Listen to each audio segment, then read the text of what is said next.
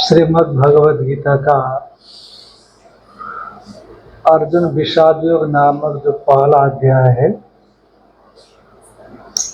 उस पहले अध्याय में 35वां श्लोक हो गया था। अर्जुन ने कह दिया, महाराज इन लोगों को मैं मारना नहीं चाहता हूँ, भले ये लोग मेरे को मार ले, कोई बात नहीं, क्योंकि ये धृतराष्ट्र की संख्या और क्या पृथ्वी के लिए इनको क्या मारना है। पृथ्वी के लिए मारना तो यदि तीनों लोगों का साम्राज्य मिल भी जाए तब तो मैं मारना नहीं चाहता हूँ। फिर पृथ्वी के लोक की प्राप्ति के लिए मारना ये तो संभव ही नहीं है। तो भगवान ने कहा कि देखो, दुर्योधन जो तुम्हारे शत्रु है, ठीक है, दूसरों को मारने से तुम्हें संतुष्टि, प्रेम, खुशी नहीं होगी, और दुर्योधन तुम्हारे शत्रु है, उनके निग्रह करोगे, उनको लड़ाई में हराओगे तो आपको सुख की प्राप्ति होगी, प्रसन्नता प्राप्ति संभव है। जब प्रसन्नता प्राप्ति संभव है तो युद्ध अवश्य करना चाहिए। भगवान ऐसा कह सकते हैं, ये आशंका भगवान की हो सकती है। तब उत्तर देता है, निहत्य धार्तराष्ट्रान्नाः का प्रीतिः स्यात् जनार्दन,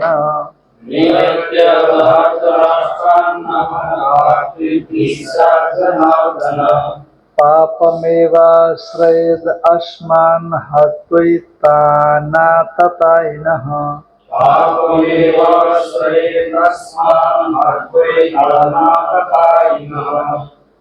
धार्तराष्ट्रान्, हे जनार्दन, जनानां दुखम कष्टम दुखानि कष्टानि पापानि अर्दयति नाशयति ध्वस्ति करोति इति जनार्दन।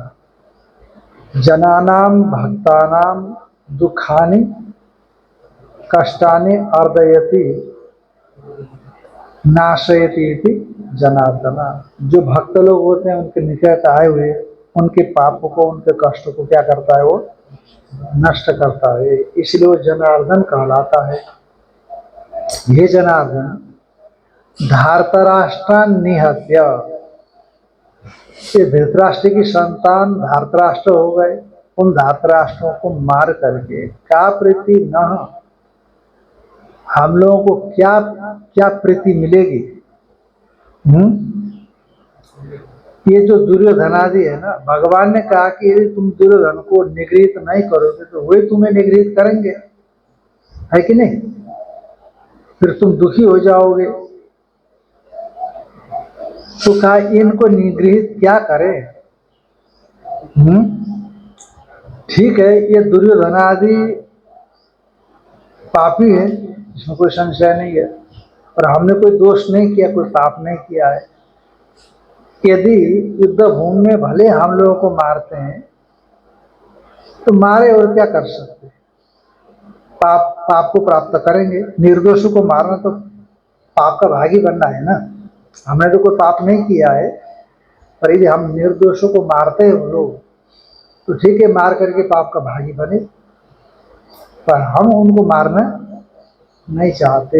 निहत्य धार्तराष्ट्रान् काहा प्रीति स्यात् जनार्दन, पापम एव आश्रयत्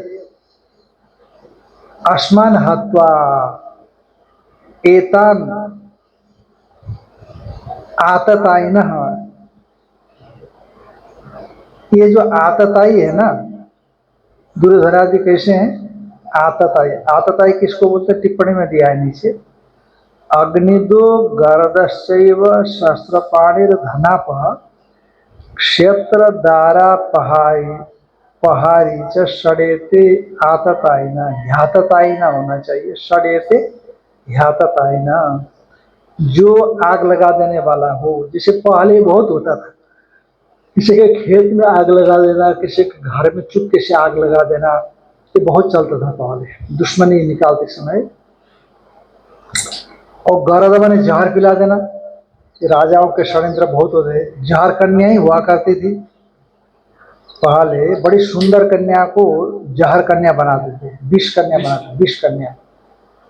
तो वो क्या करते, थोड़ा थोड़ा थोड़ा थोड़ा थोड़ा थोड़ा विष जहर देते। ये राजे रजवाड़े के समय बहुत होता है। और सुंदर कन्या होती थी, राजा विलासी होते, तो एक नहीं दो नहीं 10 पितृ पत्नियां होती उनके पास। तो वो कन्याओं को देखते ही सम्मोहित हो जाते और धीरे से वो क्या करते, पूरे जहर तो भरा है ना उसके शरीर में, तो पूरे जहर, सांप तो मुख से काटेगा तो ही जहर लगेगा, इसका तो नाखून से भी छेद कर देगी थोड़ी सी, तो छेद कर दे, या कुछ होठ को काट दे, तो होठ चूमने लग जाते हैं ना राजा लोग, तो वैसे होठ को काट दे, बस जहर चढ़ गया उसको। इस कन्या तो मैंने उसके शरीर से राजा के शरीर में विष जाना, नाखून इत्यादि का लगना, ऐसा कुछ जाना।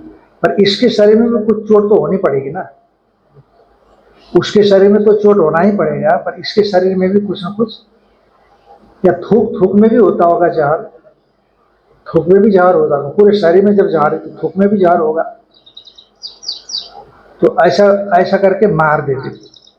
तो ऐसे गरद, जो जहर देने, गर माने जहर, जो जहर देने वाला है, जो आग लगा देने वाला हो, जो शस्त्र हाथ में लेकर के आपको मारने के लिए आ रहा हो, धनापह, धन को छीनने वाला हो, क्षेत्र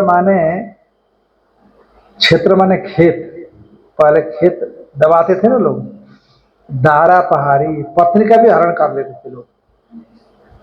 जैसे जयद्रथ ने द्रौपदी का हरण कर लिया, द्रौपदी को देखा सुंदर है, तो जंगल में थे, वन में उस समय में, तो पांडव लोग शिकार के लिए गए थे और लेकर के भगा। अब बहुत तेज से भग रहा था, तो फिर पांडव यानी कि अर्जुन ने भीमसेन जाकर के छुड़ा लिया।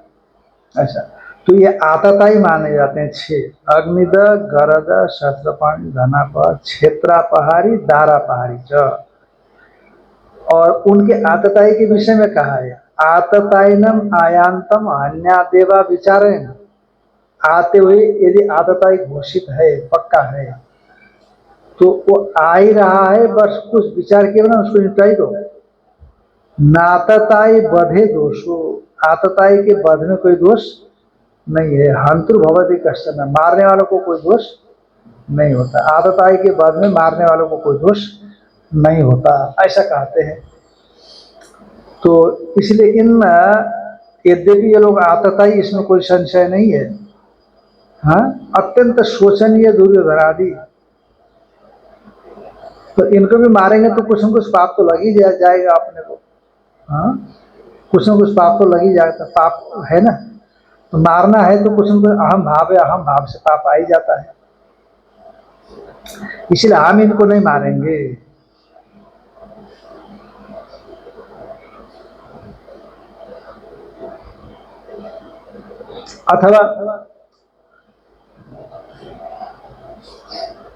अथवा एतान माने गुरु भाई सुहृद इत्यादियों को मार करके हम ही आतताई कहलाएंगे भैया। अर्जुन को बोल रहा है, अर्जुन बोल रहा है कृष्ण को कि गुरु भाई सुहृद इत्यादि जितने भी हमारे रिश्तेदार सामने खड़े हैं, उनको मारकर तो हम ही आतताई बन जाएंगे।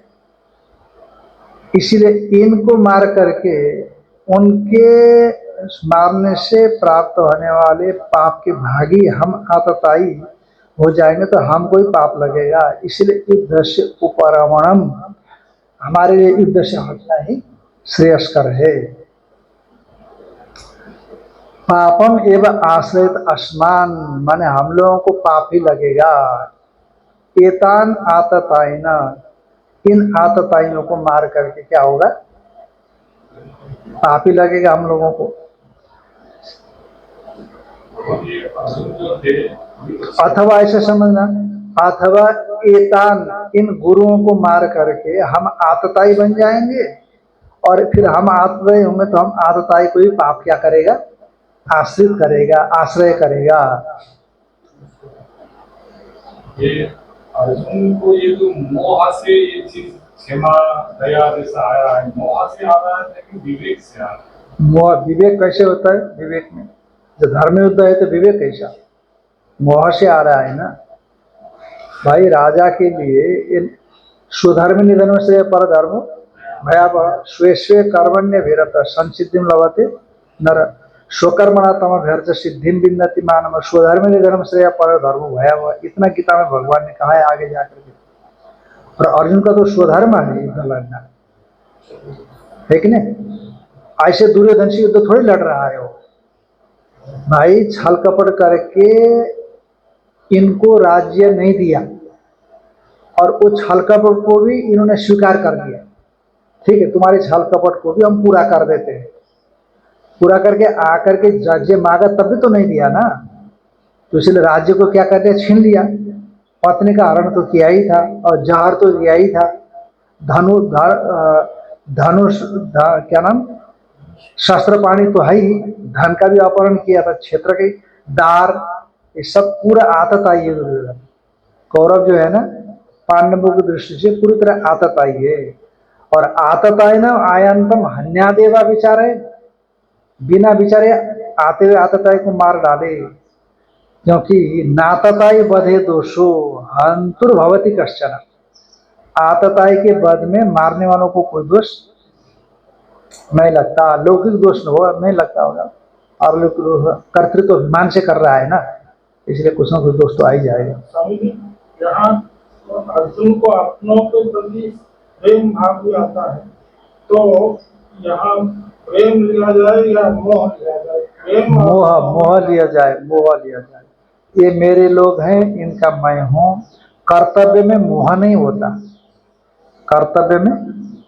और दुर्योधनादियों से यदि यदि मोह प्रेम भी है मान लो, तब भी वो मारे जाने ही योग्य है कर्तव्य की दृष्टि से।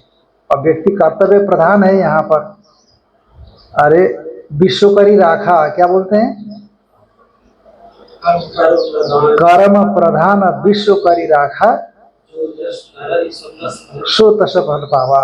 तो इसलिए आतताइयों को तो मारा ही जाना चाहिए ना। और आतताई के साथ दे रहे भीष्म द्रोण इत्यादि, अश्वत्थामा इत्यादि, शल्य भी उधर के ही है। इसलिए लास्ट में जब युधिष्ठिर ने शल्य को मारा, युधिष्ठिर ने सबने प्रतिज्ञा किया था ना, इसको हम मारेंगे। अर्जुन ने कहा मैं कर्ण को मारूंगा, भीमसेन ने कहा मैं पूरे 100 कौरवों को मारूंगा, और नकुल ने कहा मैं फलाने को मारूंगा, सहदेव ने कहा मैं फलाने को मारूंगा, और युधिष्ठिर ने कहा मैं शल्य को मारूंगा। नकुल सहदेव का पता है कोई है, 2 शकुनी को, और एक का कुछ है। तो स्वामी जी, प्रेम और मोह के दो शब्दों का अंतर क्या है? अरे प्रेम में समर्पण होता है, मोह में समर्पण केवल नहीं होता, लेना देना दो। मोह माने व्यापार में होता है, व्यापार स्वार्थ में होता है, अविवेक होता है मोह में। और यदि मैं मारा गया, मैं मारा जा रहा हूं, मेरे लोग मारे गए हैं, तो कर्तव्य सूझता ही नहीं उसको मोह में। पर प्रेम में कर्तव्य सूझता है उसको, मेरा कर्तव्य का पालन करना है मुझे, इतना ही प्रेम के विषय में वो सोचेगा। स्वामी जी, पहले आपने मोह का शब्द का अर्थ शाब्दिक अर्थ से बताया था कि मोह का अर्थ होता है विपरीत ज्ञान, तो यहाँ विपरीत ज्ञान कैसे आता है? इसीलिए विपरीत ज्ञान आ रहा है क्योंकि जो अधर्म है ना उनके साथ अधर्म है, जो कौरवों में क्या है, अधर्म है। तो उस अधर्म का पक्ष लेकर के लड़ने को तैयार कौरवों में अर्जुन क्या देख रहा है, अपनत्व तो देख रहा है, न मारे जाने योग्य है ऐसा देख रहा है वो, नहीं मारा जाना चाहिए, ये हमारे अपने हैं ऐसा समझ रहा है वो। जबकि तुम राजा हो तो तुमको धर्म और अधर्म के विषय का विवेक रखना चाहिए। जो अधर्म से विशिष्ट है, तो अधर्म से विशिष्ट उन लोगों को युद्ध भूमि में मारना तुम्हारे लिए कर्तव्य है। तो इसलिए अधर्म दिख ही नहीं रहा है अर्जुन को वहां पर। उनको क्या दिख रहा है, धर्म नहीं दिख रहा भले ही, पर अधर्म भी नहीं दिख रहा है। तो इसलिए कर्तव्य संबंधी जो विवेचना है, वो विवेचना से शून्य बुद्धि अर्जुन की हो गई।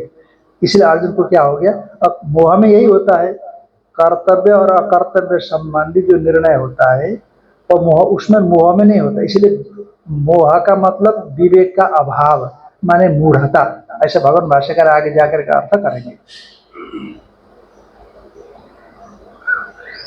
तस्मान्नार्हा वयं हन्तुं धार्तराष्ट्रान् स्वबान्धवान्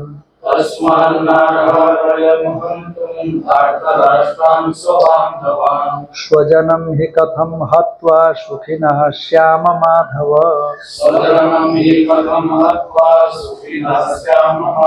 तस्मान, ये उपयुक्त दोषों को देख करके हे माधव, धार्तराष्ट्रम स्वबान्धवान, और मेरे हैं, देखो मेरे आ गया कि नहीं। अब जबकि अब जैसे जैसे कि न्याय की कुर्सी में बैठा हुआ जज को अपराधी पुत्र पर मेरा भाव आ गया, ये मेरा बेटा है, तो कैसे निर्णय करेगा वो? जज की कुर्सी में बैठा हुआ न्यायाधीश जो क्या विटनेस बॉक्स बोलते हैं, विटनेस बॉक्स, वो कटघरे में जो खड़ा हुआ बेटा और दूसरा दो प्रतिपक्षी खड़े रहेंगे, तो वहां पर यदि गलत पुत्र, गलत किया हुआ बेटा है, अपराधी बेटा है, तो उसमें बुद्धि आ जाए कि ये मेरा बेटा है, तो वहां क्या करेगा? सही निर्णय थोड़ी करेगा, वो तो गलत करेगा। ये मोह हो गया।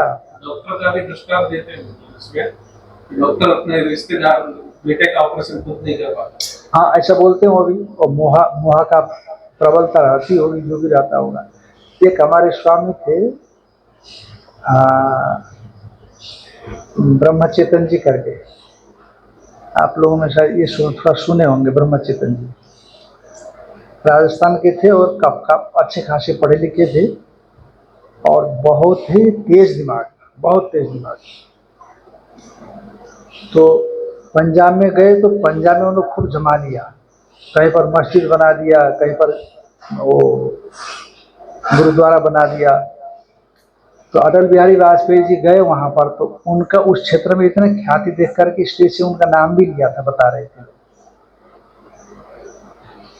तो हाँ, तो कौन सी बात उठी थी? डॉक्टर वाला चिकित्सक अपना बेटे का, हाँ, वो बात उठी थी। तो उनका बहुत अनन्य कोई भगत था, तो उनको ये हो गया, ये अपेंडिक्स फट गया, उनका फट गया। तो उनका जो शिष्य था, वो शिष्य ने कहा कि मैं नहीं कर सकता हूँ, वो अपेंडिक्स का इलाज ही करता था, वो ऑपरेशन भी करता, तो मैं नहीं कर सकता। फिर दूसरे डॉक्टर से कराया, तो डॉक्टर में हो गया ना, मेरी अपने हैं मेरे। आप अब ईमानदारी से काम करो, अब 100% देने की कोशिश करो आप, पर मेरी बुद्धि आने से हाथ कांपते हैं, मर न जाए, कुछ होता है ऐसा, इसलिए नहीं कर सकता। कोई मेरी बुद्धि वैसे आ गई यहाँ पर अर्जुन को। तस्मात, इसीलिए इन पूर्वोक्त दोषों से शुभांधवान धातराष्ट्रान, शुभांधव जैसा कुछ रहा नहीं, अब शुभांधव जैसा कुछ रहा है, बांधव जैसा कुछ काम किया ही नहीं उन लोगों ने, पर फिर भी मेरी बुद्धि आ गई कर्तव्य के सामने। ऐसे धातराष्ट्र को वयम हन्तुम न अर्हा, उनको मारने के लिए हम योग्य नहीं है। तो कहा तुम तो शुभांधव बोलते हैं, वो तो शुभांधव माने नहीं रहा है ना, है? तुम तो अपना बांधव, बांधव का मतलब क्या है? बंधु भाव, सहभाव, सहचारी भाव, सहयोगी भाव होना चाहिए। तुमको तो दर दर भटकाया उसने, और उसी के पीछे उसके पूरे परिवार, खानदान पूरा उसके पीछे खड़ा हुआ है, पूरा कुंडवाई उसके पीछे खड़ा है, और तुम जंगल भटकते रहे हो, और तुम कहते हो शुभांधव है वो लोग। अच्छा, जो भी उस पक्ष में सहयोग दे रहा है सब पापी है कि नहीं भाई? अधर्म का साथ देने वाला पापी माना जाएगा ना, इसलिए तो मारे गए सबके सब भाई। उन अधर्म का, दुर्योधन ने अधर्म किया, भले ही दुर्योधन ने किया, दुशासन ने किया, धृतराष्ट्र ने किया, पर जिन्होंने भी नाता, रिश्ता, नातेदारी, रिश्तेदारी, इन सब चीजों को लेकर के उनका साथ दिया, तो जरूर उनके पास अधर्म था, तभी उन्होंने ऐसे किया। इसलिए सबके सब क्या हो गए? अधार्मिक हो गया। और तुम उनको अपने शुभांधव बतला रहे हो, और वो कहते कि एक सुई के अग्रभाग के बराबर जमीन नहीं दूंगा। अरे 5 गांव देते क्या बिगड़ता? कितने लोग मारे जा रहे हैं, तुमको समझ में नहीं आ रहा है कि नहीं? अरे तुमने तो 14, 15, 18 साल तक राज्य गद्दी देख लिया, अब तुम जंगल चले जाओ ना, पांडवों को दे दो। अब पांडव भोगेंगे, वो भी राजा है, उनका हिस्सा है बराबर का। और तुम बिल्कुल उसको छीना झपटी मचा करके बैठे हो। और फिर भी तुमने जो भी गलत किया उसको भी उन्होंने सच मान करके सहन कर लिया, पालन कर लिया। और 13-14 साल के बाद देने की प्रतिज्ञा थी, उसको नहीं दे रहे हो तो सुई के अग्रभाग के बराबर में धरती नहीं बांटूंगा। और कितना बड़ा पाप है कि नहीं? हमारी तो जीविका ही खत्म कर दिया ना। हम तो देश के प्रजाओं का पालक है, और आज जाकर के भिक्षा मांगनी पड़ रही है। और शास्त्र में इसकी अनुमति देता है न, लोक रीति से उचित मालूम पड़ता है। इसलिए यदि तुम शुभांधव ऐसा कहते हो तो तुम बहुत गलत सोच रहे हो, तुम्हारी बुद्धि मारी गई है। जब भाषा में बोलो तो क्या कहेंगे आप? तुम्हारी बुद्धि बिल्कुल मारी गई है। इसलिए शुभांधव कहने लायक है ही नहीं। अब खून का रिश्ता बन करके आए तो क्या है? अब कोई व्यक्ति तुमको गला दबा रहा है रात्रि को आकर के, हाँ, और तुम तो मेरा शुभांधव है, और मरो फिर, है कि नहीं? अब आप वो गला दबा रहा है और आप उसको प्रतिरोध कर सकते हो, पर क्यों प्रतिरोध नहीं करना? क्यों? क्योंकि शुभांधव है। और वो बंधु गला दबा रहा है भाई, बंधु छीना दे, बंधु मेरी पत्नी ले जा रहा है, बंधु मेरे को घर से भगा रहा है। अरे बंधु भगा रहा है ना, अरे क्या बुरा मानना है इसमें? मेरे बांधव है नहीं, इनको कोई नियम, इन पर कोई शासन नहीं होना चाहिए। ये तो बहुत गलत हो गया। लोक दृष्टि से भी देखोगे तो कुछ गलत है, शास्त्र दृष्टि से तो गलत है ही। तस्मन् नारः वयम हन्तु, यही मोह है। सुन रहे हैं ना स्वामी जी? ये क्या है? यही मोह है, बस इसी को मोह बोलते हैं। प्रेम में तो समर्पण हो जाएगा ना, प्रेम में तो फिर ऐसी बात ही नहीं आती। वह जैसे माता पिता का सौहार्द है बच्चों के प्रति, बस छोड़ते समर्पित होते चले जाते। से भगवान अनन्य भक्त जो होता है, बस भगवान के लिए नाम लेता रहता है, भगवान पर छोड़ देता है कि तुम जानो, तुम्हारा काम जाने, मेरे को कुछ मतलब है, मैं तो केवल आपका ही नाम लेता रहता हूँ। तब सुख सुखी तुम, परमात्मा के जिससे आप प्रेम करते हैं उसके सुख में आपको सुख मिलता है। जिससे आप प्रेम करते हो, जिससे आप प्रेम करते हो उसके सुख में आपको क्या मिलता है? नारद भक्ति सूत्र में ही लिखा है, तत् सुख सुखित्वम, उसके सुख में ही तत् सुखे, तस्य सुखे सुखित्वम, उसके सुख में सुखित्व होना, ये प्रेम होता है। अब यदि ऐसा है तो आपका प्रेम है, यदि ऐसा नहीं है तो महाराज बहुत कुछ किया था हमने, जब हमको जरूरत पड़ी तब कुछ भी नहीं मिला। यदि ऐसा भाव आ गया तो वहाँ स्वार्थ था, आपने भविष्य के लिए रखा था, कुछ मेरे को भी होगा भविष्य में जाकर के, पर नहीं हुआ, इसलिए खटक गया। और एक दुर्योधन का भाई भी अंत में धर्म से कर रहा है। तो भगवान को पता है कि धर्म युक्त है, उधर अधर्मी लोग हैं, तो अपनी जो धर्म के पक्ष में नारायणी सेना है वो अधर्म में क्यों भेजा? अरे दोनों गए वहां मांगने के लिए, तो मांगने वालों को देना पड़ेगा कि नहीं? तो सबको, अरे भगवान तो भूभार का हरण करने के लिए आए हैं, एक चीज थोड़े वहां पर कई चीजें मिली हुई है, तो इनको भी तो ठिकाने लगाना है, और यदुवंशियों को भी तो ठिकाना लगाना है। इसलिए फिर भी क्या, मतलब ऐसा दिखता है कि सब जबरदस्ती अधर्मों की तरफ। अरे अधर्म की तरफ क्या भेज दिए? अब युधिष्ठिर ने बोला था भाई मांगने के लिए आप भी आए, मैं भी आया, और दूसरा भी आया, और मैं आपको न दूं दूसरों को दूं, ऐसे ठीक थोड़ी पड़ेगा भाई। ठीक है, एक पक्ष में नारायणी सेना और एक पक्ष में मैं निठल्ला, लड़ाई वड़ाई नहीं करूंगा मैं। तो दुर्योधन ने कहा कि ऐसे निठल्लों का काम नहीं मेरे पास, इसलिए नारायणी सेना दे दो, और लेकर के चला गया। युद्ध के मुहाने पर दोनों सेनाओं के बीच में युधिष्ठिर ने घोषणा की, जिसको जिधर जाना है वो जाए, किसी के लिए कोई बाध्यता नहीं। तो नारायणी सेना को आना चाहिए नहीं इधर। तो आज आप ऐसे घोषणा कर रहे हो तो भगवान से कहते कि महाराज हम तो अधर्म का साथ नहीं देंगे, यदि आपकी अनुमति हो तो हम इधर आए। यदि भगवान रोकते, भगवान क्यों रोकते? भगवान ने कहा कि मैंने तो दिया था तुमको, अब तुम नहीं संभाल पाए, इधर आ रहे, तो मैं क्या करूं? तो अवसर मिला था तो वो क्यों नहीं आए, है कि नहीं? भाई जब अवसर को व्यक्ति भुला नहीं सकता है तो मारा जाना होगा उनको, उनका भी कहने के ये भाव रहा होगा, ऐसा कुछ समझना पड़ेगा। स्वजनम ही कथम हत्वा सुखी न श्याम माधव, हे माधव स्वजन को मार करके सुखी कैसे हो सकते? देखो कितना बड़ा गफलत है उसके अंदर, है ना। स्वजन को मार करके सुखी कैसे हो जाएंगे? दुखी भी तो नहीं होना चाहिए, आपको न्यूट्रल रहना चाहिए, न सुखी न दुखी, बस।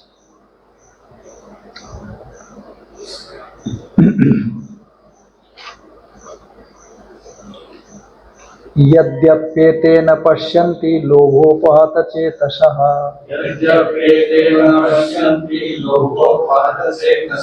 कुलक्षय कृतं दोषं मित्रद्रोहे च पातकम्।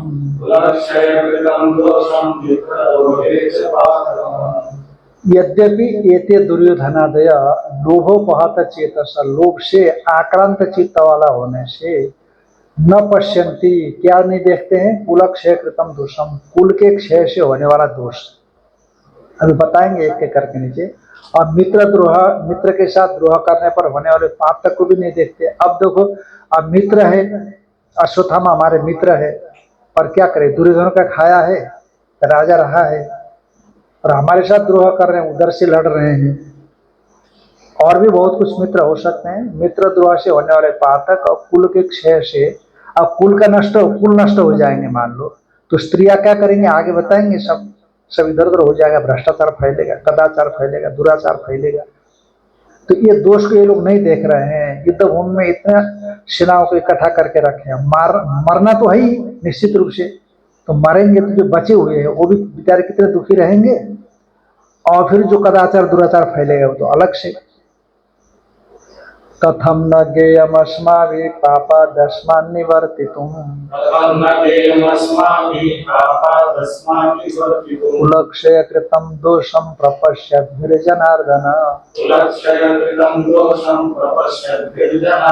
हे जनार्दन, कुलक्षय कृतम दोषम प्रपश्यद्भि अस्माभिः, कुल के क्षय से उत्पन्न होने वाले दोष को जानने वाले हम लोगों के द्वारा कथम अस्मत् पापात निवर्तितुम न, इस पाप से निवृत्ति क्यों नहीं किया जाना चाहिए?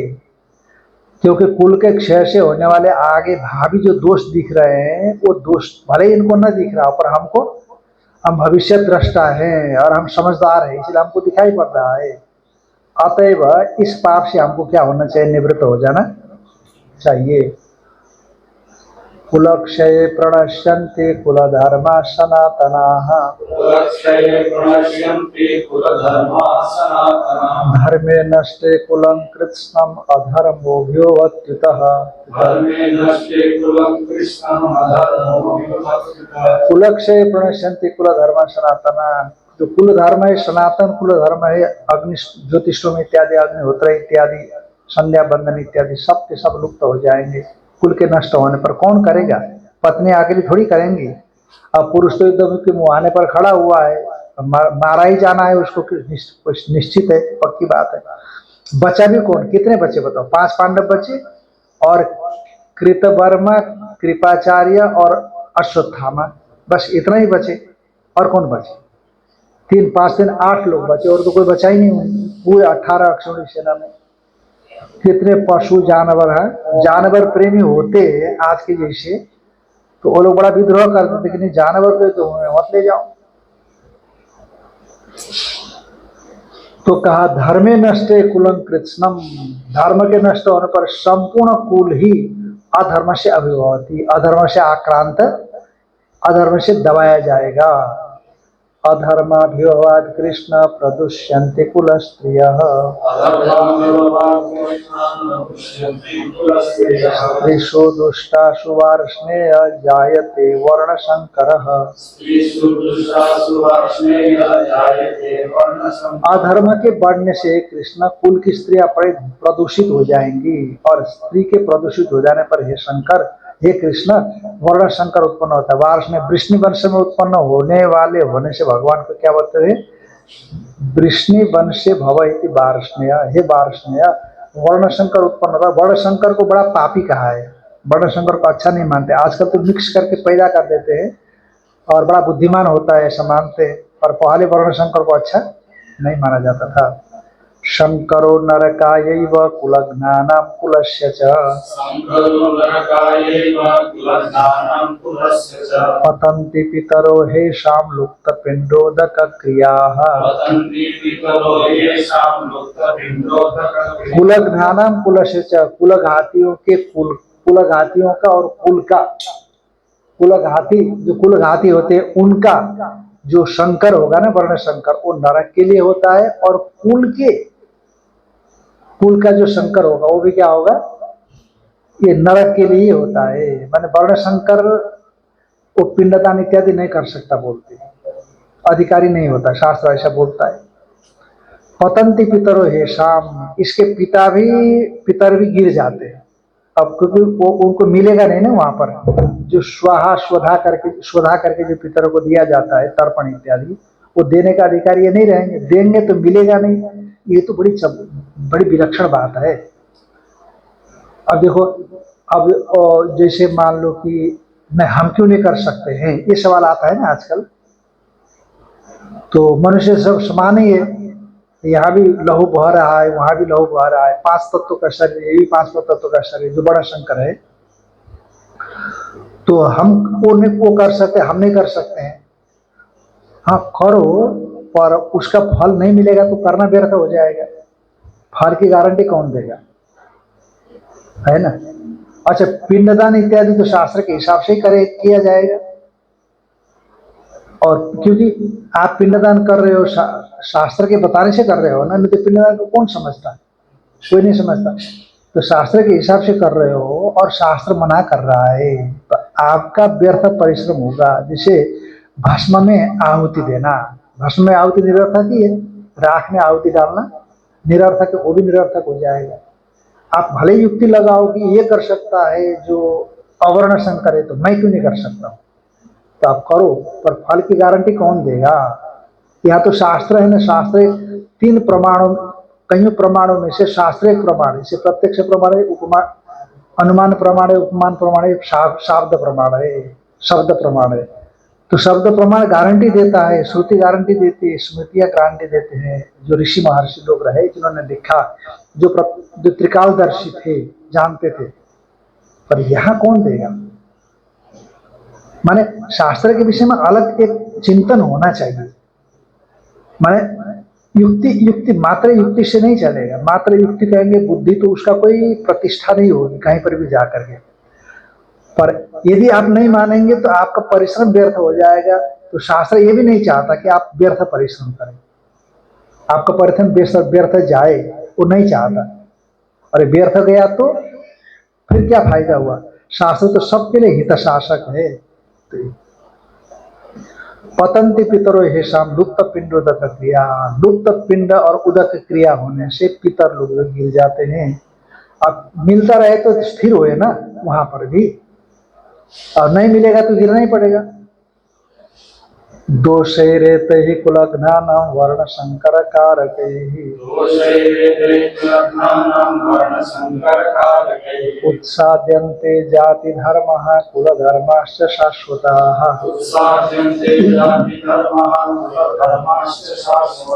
कुलज्ञानं वर्ण शंकर कारके इति दोषे, कुलघातियों के वर्ण शंकर कारक इन दोषों से, जिनके लुप्त पिंडोदक क्रिया हो गया, शंकर हो गया, नरक के लिए होता है इत्यादि दोषों से, जाति धर्म कुल धर्म से शाश्वता, जो जाति धर्म कुल धर्म शाश्वत पहले से बने हुए आ रहे हैं, तो इस सब के सब उत्साद्यन्ते माने निवृत्त हो जाते हैं, खत्म हो जाते हैं। कैसे करेगा वो, कौन करेगा, वो करेगा तो क्या मिलेगा उसका, करना न करना उसके लिए समान होगा। ये इनका तात्पर्य है। उत्सन्न कुल धर्माणाम मनुष्याणाम जनार्दन नरके नियतं वासो भवतीत्यनुशुश्रुमा।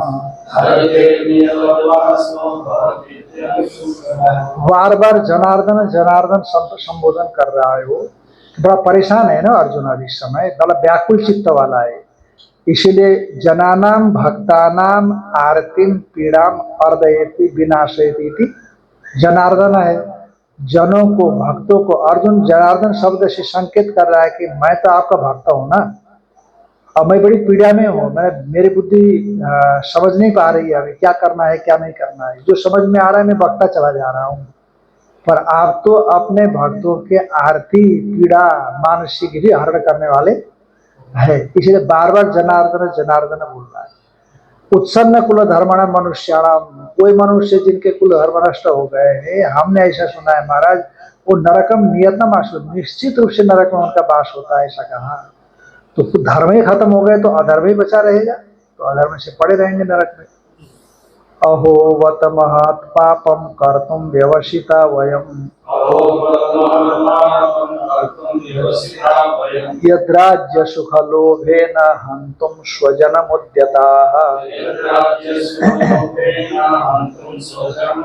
अहो, बड़ा ही जो खिन्न हृदय होकर के बोलता है, परिभ्रष्ट हृदय सन्नाह, परिभ्रष्ट हृदय हो गया है, उसको सोचने समझने की शक्ति खत्म हो गई। परिभ्रष्ट हृदय का मतलब हार्ट फेल हो गया ऐसा नहीं, परिभ्रष्ट बने हार्ट फेल नहीं हुआ अभी, एकदम से विवेक शून्य हृदय, अंतःकरण उसका विवेक से रहित हो गया है, ऐसा। ओहो, ऐसा इसको संकेत कर रहा है। ओहो बत महत् पापम कर्तुम, हम लोग जो है महान पाप करने के लिए आगे बढ़ रहे हैं, जो कि राज्य के सुख के लोभ से अपने अपने लोगों को मारने को तैयार हो गए, अपने लोगों को मारने को तैयार हो गए।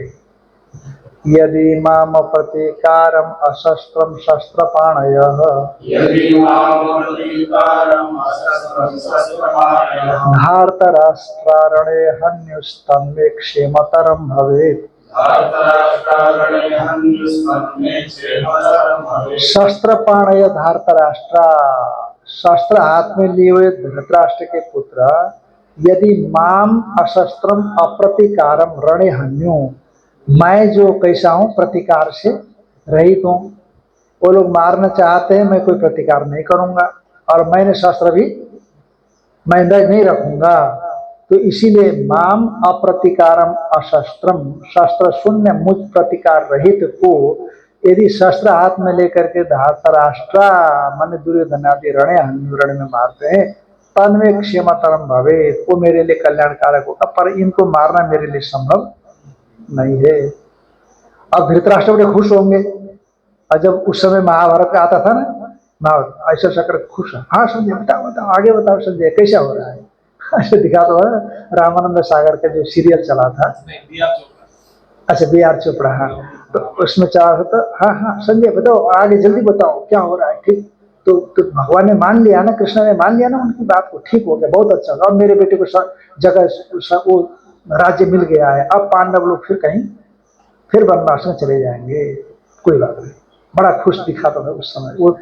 पर उस समय संसद बंद रहती थी, बताते संसद बंद थी, उस समय लोग देखते थे, सांसद लोग भी देखते थे ऐसा। शुरू में शायद टीवी भी शुरू में निकला था उस समय, हाँ दूरदर्शन पर आता। कोरोना काल में रिपीट हुआ तो भी उससे भी ज्यादा देखा है, कोरोना काल में वापस रिपीट किया तो जरूर देखा। अच्छा इसी को संजय उवाच, यहाँ पर शायद संजय उवाच पाठ है, यहाँ इस पुस्तक में छूटा हुआ है, कैलाश की पुस्तक में छूटा हुआ है, गीता प्रेस में संजय उवाच ऐसा पाठ है। एवं उक्त्वा अर्जुन संख्ये रथोपस्थ उपाविशत,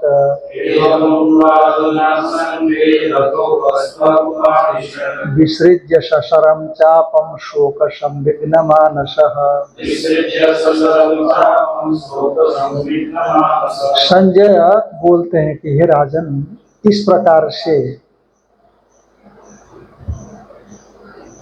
यथोक्तम अर्जुन से वृत्तांतम संजयो धृतराष्ट्रम राजानम प्रति प्रवेदितवान। इस प्रकार अर्जुन के वृत्तांत का संजय जो धृतराष्ट्र रूप राजा को प्रवेदितवान निवेदन किया उसने, तो वो निवेदन का प्रकार ही बताते हैं। एवं अर्जुन उक्ता, इस प्रकार अर्जुन कह करके, संख्ये माने युद्ध भूमि, संख्य कहते हैं युद्ध भूमि, संख्य कहते हैं युद्ध को, युद्धे माने युद्ध भूमौ, रथोपस्थे उपाविशत, रथ से ऊपर जो है, रथ उपस्थ माने ऊपर, रथ के ऊपर में शशरम चापम संविघ्न, शरेण सह चाप इति शशरम चापम, माने बाणों के सहित चाप माने धनुष, गांडीव धनुष को अपने रथ के ऊपर रख करके शोक संविघ्न मानस अर्जुन, शोक से संविघ्न अत्यंत व्याप्त अर्जुन, जो शोक मोह से परिभूत मन वाला जो अर्जुन युद्ध के मध्य में हाँ ऐसा कहा करके चुप होकर के बैठ गया। उपविष्टवान इत्यर्थ, उपाविशत, रथोपस्थे उपाविशत, रथ के ऊपर बैठ गया और बाण धनुष को भी रख दिया। तो इति श्री महाभारते सप्तसहस्रयाम संहितायाम वैयासिक्याम, इस प्रकार महाभारत के 100 सहस्र संहिता जो कि व्यास भगवान के द्वारा विरचित है, उसमें जो भीष्म पर्व आया, उस भीष्म पर्व में श्रीमद् भगवद गीता है। भीष्म पर्व में भगवद गीता है, भीष्म पर्व है ना, उसमें भगवद गीता है। गीता जो कि गीतासु उपनिषदसु, क्योंकि गीता उपनिषदों का सार है, इसीलिए गीता भी उपनिषद है। उपनिषदों में जो ब्रह्म विद्या है, यद्यपि यहाँ ब्रह्म विद्या ने ब्रह्म विद्या का उपक्रम का होने से, क्योंकि शोक से ही ब्रह्म विद्या का आरंभ हुआ, इसलिए ब्रह्म विद्यायाम योग शास्त्रे, यद्यपि योग नहीं है ये, पर योग के साथ जुड़ाने का साधन होने से अर्जुन का विषाद भी यहाँ का क्या बन गया है, योग बन गया। इसलिए योग शास्त्र इसके प्रसाद संवादे अर्जुन विषाद योग नाम प्रथमोध्याय। ओम पूर्णमदः पूर्णमिदं पूर्णात् पूर्णमुदच्यते पूर्णस्य पूर्णमादाय पूर्णमेवावशिष्यते। ओम